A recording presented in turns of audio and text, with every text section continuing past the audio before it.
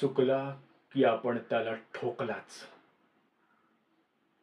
ही गोष्ट कायम डोसक्यात ठेवायची. काय?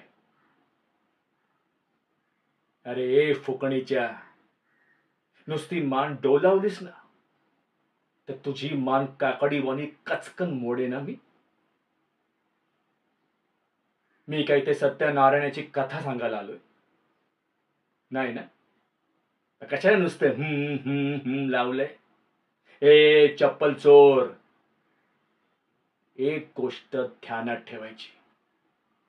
हा युवराज धोंडे पाटील म्हणजे गावाचा लाडका बुलेट भैया हा गर्दीचा हिस्सा नाही, तर गर्दीचं एकमेव कारण हाय.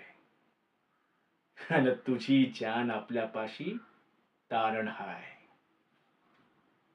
कळलं ना?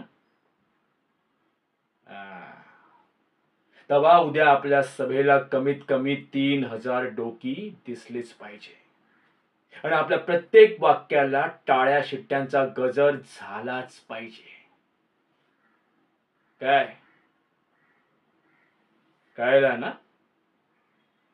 अंगाशी.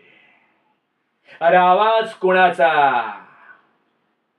बुलेट भैयाचा.